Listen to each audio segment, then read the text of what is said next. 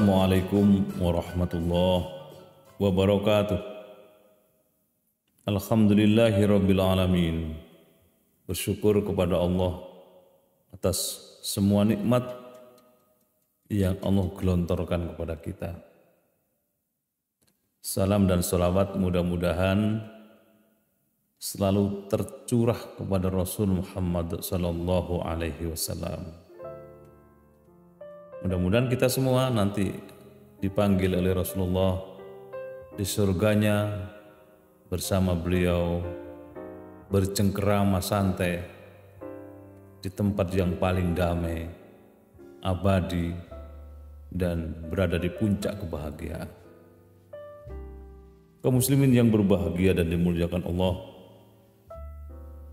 banyak ayat suci Al-Quran yang mengingatkan kita bahwa kita hendaknya menjauhi setan itu. Bahwa setan adalah musuh bagi kita. Karena setan musuh jangan dijadikan sebagai teman. Kalau kita memiliki kepribadian sebagaimana Umar bin Khattab radhiyallahu an, seperti yang disampaikan Rasul, Umar itu ditakuti setan.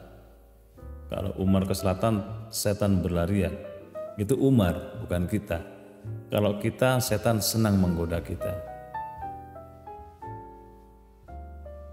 Sehingga setiap melakukan sesuatu, kita harus mohon perlindungan kepada Allah dengan membaca ta'awudz. A'udzubillahi minasyaitonirrajim. Saya berlindung kepada Allah dari godaan setan yang sesat itu, setan yang bawa kepada kehidupan kita, kepada hidup yang penuh dengan malapetaka. Berlindung kepada Allah supaya Allah selamatkan hidup kita itu, keluarga kita, saudara-saudara kita, supaya dilindungi oleh Allah Subhanahu wa taala. Dan Rasul Muhammad sallallahu alaihi wasallam memberitahu kita bahwa ada 4 cara untuk menepis godaan setan itu. Yang pertama, kata Rasul, setan itu mengalami adem panas dingin ketika melihat ada hamba Allah melaksanakan sholat. Terutama ketika orang yang sholat itu berada pada posisi sujud. Karena orang yang berada pada posisi sujud adalah posisi sedekat-dekatnya dengan Allah, dan Allah angkat derajat mereka. Setan gak bisa masuk. Inna syaitana lakum aduwwum mubin. Sesungguhnya setan itu bagimu musuh yang nyata. Maka kita hendaknya menghindarinya dari godaan-godaan setan itu, yang cara menggodanya sangat halus. Kalau kita berkelas, punya ilmu yang dalam, cara mempengaruhinya setan itu dengan cara yang tidak melarang kita mengamalkan ilmu, justru didorong menjalankan ajaran agama dengan baik, dengan tekun, didorongnya, dimotivasinya, tetapi diarahkan keikhlasan hatinya, diusik. Sehingga muncul perasaan pamer, muncul ada rasa-rasa ria, ada ingin dipuji orang, sehingga terpelesetlah niat untuk ibadah itu bukan karena Allah, tapi karena ingin sesuatu di luar Allah. Itu cara setan mempengaruhi kita. Tetapi informasi dari Rasul Muhammad SAW, setan itu panas dingin ketika melihat ada seseorang melaksanakan sholat. Apalagi sholatnya benar-benar khusyuk, sehingga orang yang khusyuk itu dikatakan menang. Qad aflahal mu'minun, sungguh beruntung orang mukmin itu. Alladzina hum fi sholatihim khasyi'un, yaitu mereka yang sholatnya khusyuk, khusyuk ketemu dengan Allah, khusyuk paham apa yang dibaca, kemudian mewujudkan bacaan-bacaan sholat itu dalam kehidupan seharian. Ini yang pertama, cara menepis setan, lakukan sholat baik wajib maupun sunnah, sehingga setan itu lari tunggang langgang, merasa panas dingin badannya dan tidak suka mendekat kepada orang yang sedang sholat itu. Ini yang pertama, saudara-saudara sekalian. Yang kedua, Nabi menyatakan kepada kita untuk menepis setan itu memperbanyak puasa. Ya tentu saja wajib dan sunnah. Karena orang yang puasa itu, puasa merupakan perisai bagi seseorang yang bisa mengamankan mereka dari tipu daya setan untuk masuk kepada dirinya. Dan orang yang puasa menurut Al-Quran disebutkan dalam Al-Baqarah, la'allakum tattaqun, agar kalian menjadi orang yang takwa. Bahkan ada seorang mufassir yang menyatakan kata la'alla karena yang menyatakan Allah, la'allakum tattaqun, pasti kamu bertakwa. Orang yang bertakwa itu dimuliakan Allah sehingga setan pun tidak berani mendekat. Inna akramakum indallahi atqakum. Sesungguhnya orang yang mulia di antara kalian semua adalah mereka yang bertakwa kepada Allah. Maka mari kita ketika kita berpuasa benar-benar merasakan kita ini sedang dibentengi oleh Allah dari gangguan-gangguan setan itu. Dan setan itu tidak pernah putus asa menggoda hamba manusia ini. Menggoda manusia ini senantiasa, tidak kena hari ini, mungkin besok bisa kena.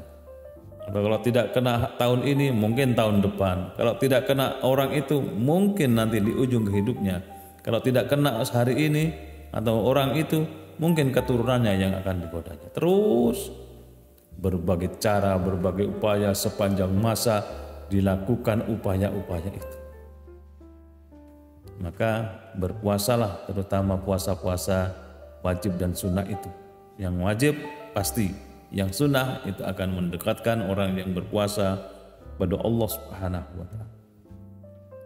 Yang ketiga, cara menepis godaan setan itu menurut Rasul Muhammad SAW memperbanyak istighfar. Astagfirullahaladzim. Saya mohon ampun kepada Allah. Mohon ampun dari kekhilafan. Mohon ampun dari salah. Mohon ampun dari dosa. Sehingga kemudian kita istighfar. Mohon ampun. Allah kabulkan menjadi bersih kembali. Dan orang yang bersih, orang yang suci, orang yang ikhlas, setan susah masuknya. Ini yang ketiga, mari kita membiasakan diri, memperbanyak istighfar kepada Allah dalam semua kesempatan. Di mana kita istighfar? Di mana saja. Sepanjang itu tempatnya baik, silakan istighfar. Di perjalanan, sambil naik sepeda motor, lisannya sibuk baca istighfar, boleh. Naik mobil, istighfar boleh. Di kendaraan umum, istighfar boleh. Di pesawat terbang membaca istighfar sangat bagus. Karena orang yang sedang naik pesawat melihat ke bawah sudah tinggal menunggu pertolongan Allah saja. Membayangkan jatuhnya pesawat itu apa selamat atau tidak, sudah tidak ada kemungkinan selamat, maka perbanyak istighfar. Dengan istighfar itu Allah akan lindungi perjalanan kita.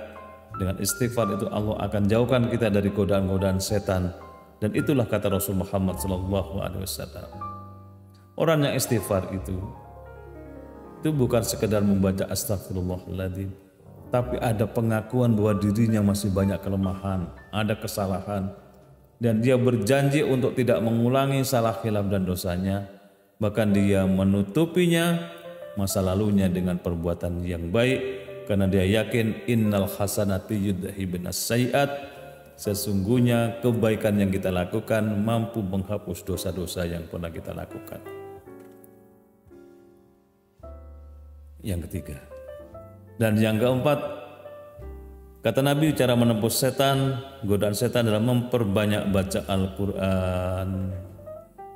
Senantiasa kita ingatkan perbanyak membaca Al-Quran, karena Quran yang kita baca itu merasa berutang budi kepada orang yang membacanya, dan besok Dia akan membalas kebaikan kita membaca Al-Quran itu di hadapan Allah, memberikan syafaat Ya Allah, si fulan ini dulu rajin membaca saya, maka berikan syafaat kepada dia, pertolongan oleh Allah. Al-Quran yang kita baca akan memantulkan kedamaian, karena bahasa Al-Quran adalah bahasa yang luar biasa, sehingga orang yang membacanya akan merasakan ketenangan batin, dan dia akan merasakan betapa Allah Subhanahu wa Ta'ala memiliki kalimat-kalimat yang luar biasa. Semakin sering dibaca, semakin mendatangkan kerinduan. Semakin banyak dibaca, semakin merasa diri kita ini merasakan betapa bacaan Al-Quran adalah bukan bahasa biasa, tapi bahasa yang penuh dengan sentuhan kejiwaan pada orang yang membacanya itu. Cintai Al-Quran dengan cara memperbanyak membacanya. Sebarluaskan kandungan Quran itu, amalkan sebelumnya, dan kita akan menjadi pribadi yang bisa menepis godaan setan sebagaimana disampaikan oleh Rasul Muhammad sallallahu alaihi wasallam. Kaum muslimin yang berbahagia dan dimuliakan Allah Subhanahu wa taala. Kita yakin seyakin-yakinnya bahwa selain kita berupaya untuk menepis godaan setan itu, kita rasakan betapa segala sesuatu di tengah kehidupan ini, dalam kehidupan ini, tidak bisa lepas dari sibghah Allah, dari campur tangan Allah. Kita sendiri bisa bernafas ini karena pertolongan Allah. Kita bisa memandang sesuatu karena Allah berikan kenikmatan, daya pandang yang luar biasa. Jangankan kita yang besar-besar begini, Allah tidak akan perhatikan secara serius. Binatang-binatang yang kecil sekalipun Allah perhatikan dengan seksama. Termasuk rezekinya, keselamatannya Allah perhatikan. Maka kita kadang-kadang heran melihat ada seekor singa yang kemudian karena dia habis menerkam si induk dari binatang, misalnya monyet, dia kemudian bermesra-mesra dengan anaknya monyet karena dia kasihan kepada anak monyet itu, dijadikan sebagai teman, diselamatkannya dan sebagainya. Siapa yang menumbuhkan sikap kasih sayang dari singa kepada anak monyet? Allah Subhanahu wa Ta'ala.